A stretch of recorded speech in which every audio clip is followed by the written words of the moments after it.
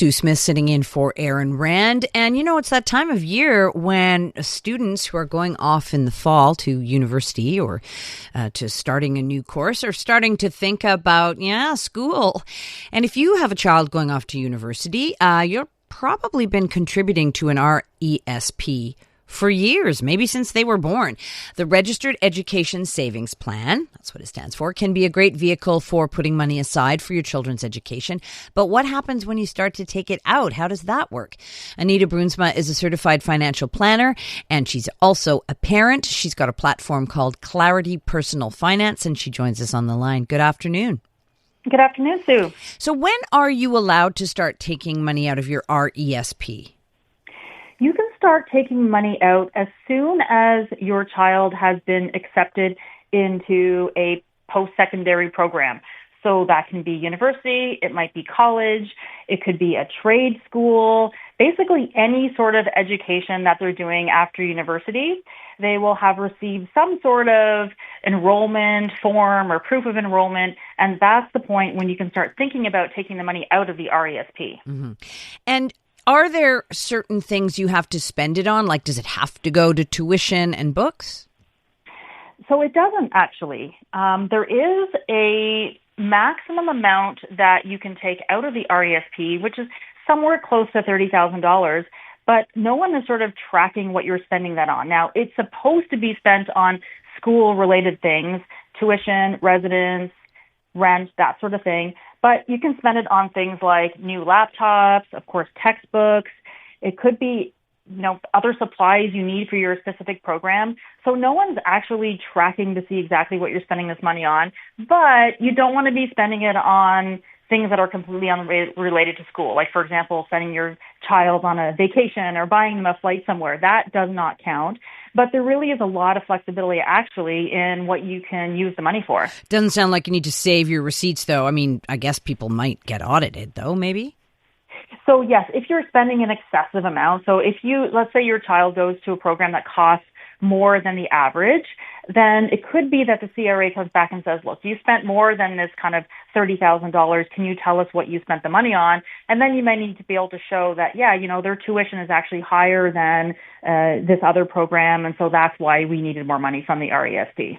And so how often should you take the money out? Let's say you have, for the sake of interest, you have $30,000 in the account. Should you take out the $30,000 and put it in your kid's bank account, or should you, kind of take it out slowly? So I recommend that you don't take it all out in one lump sum. So this is the time of year when we start getting the tuition bills. I mean, not quite yet, but in a few weeks, tuition bills, paying for residence. Maybe your child's going to be renting an apartment, so rent is going to be due for September 1st.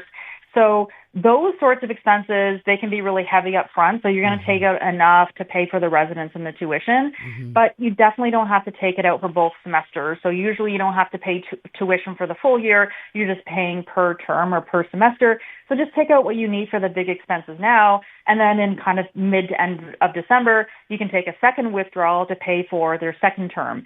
Now, what I found with my son going off to school for his first year, we took enough out to make those big payments initially. And then I ended up making a couple smaller withdrawals over the fall because there were some unexpected expenses related to his specific program, for example, that we needed to spend money on. So I did find I was making little withdrawals, but that's totally fine because you can make as many withdrawals as you want. It's not like you're limited to, one or two withdrawals per year. And is it is it advantageous to keep it in the RESP? Is there a reason to keep it in?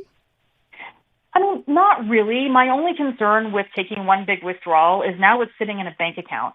And bank accounts are, they're secure, but there's always the risk of someone accessing that account. For me, that's the biggest concern. So, for example, if you have an account in your child's name and it's linked to their debit card and they lose the debit card, well, that's a lot of money sitting in a bank account that someone could access.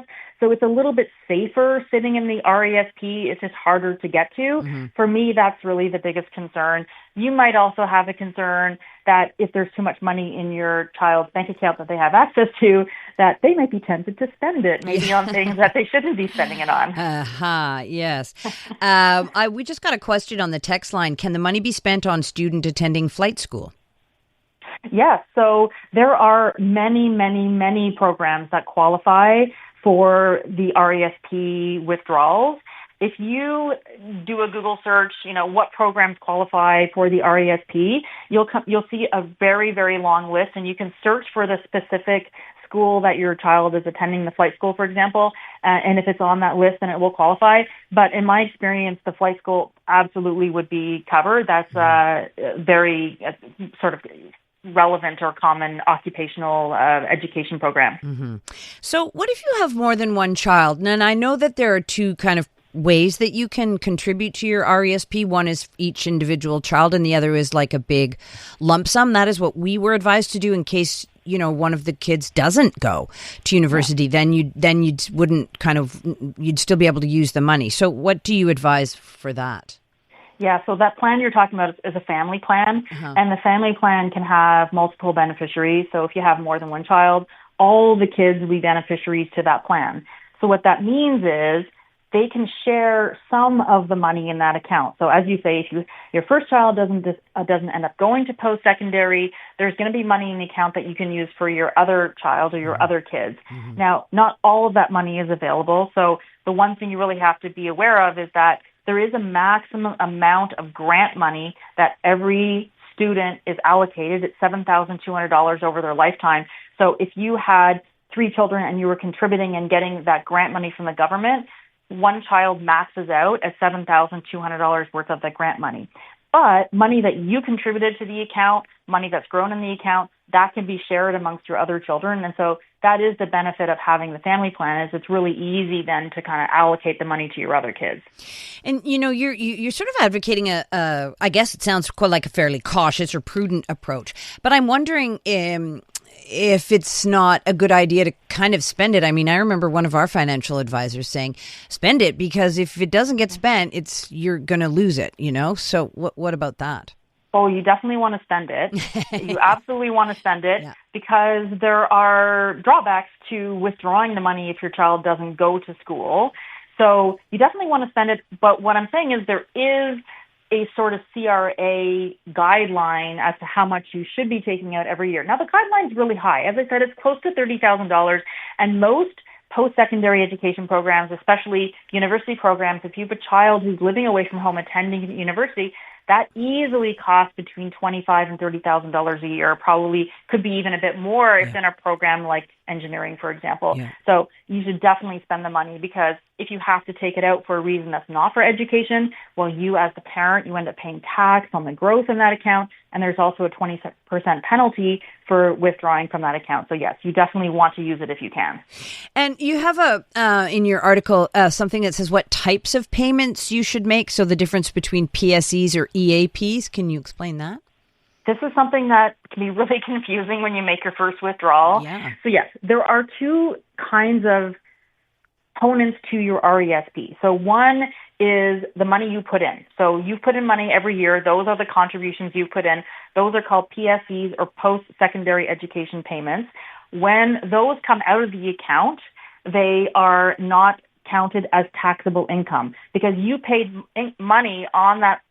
You pay tax on that money before you even put it into the account. So you take it out tax-free. The EAPs are the educational assistance payments. These are the grants you got from the government and the growth that you have earned on your investments, and that is taxable. So when it gets taken out, your child is going to have to report that on their tax return and pay income tax on that. So there is a bit of a strategy where you think, if your child is in a co-op program, for example, and you think that in year 3 they're going to have a paying job that's going to earn them a fair amount of money, well, you would like to take out as much of the EAPs, the taxable component. You want to take that out earlier, so that later on in the year that they're working, you can take out your own contributions, which are tax-free, because that's going to help to even out their tax bill and lower their overall taxes. So there's a little bit of strategy to it. There are some rules around in the first semester. There's only so much you can take out of these EAP amounts, but after that, you make the choice of how much you want to take out of each. And just another question coming in off the text line. How about grandchildren? Can it be spent on them? So in order for the money to go to a child or a student, they have to be named as a beneficiary on that account. And so what that means is, if you have a grandchild, you can certainly set up an RESP for the grandchild, but the grandchild needs to be named on that plan as a beneficiary. So if they're not on there, they can't use the money. Mm-hmm. But that is a really common strategy that grandparents want to contribute to their grandchild's education. So the parents will open an account, the grandparents can contribute money to that, and that will go to the grandchild. And then the grandparents get the tax benefits? Well, no, there's no tax benefits to putting money into the RESP. So it's not like an RRSP where you get a tax deduction. Right. Money you put into the RESP, there's no tax benefits. Oh, no, it's just that you get matched funds, right? Yeah, but the match fund always goes to the beneficiary. It never goes to the person putting money in. It always goes to the student or the beneficiary on the account. Mm-hmm.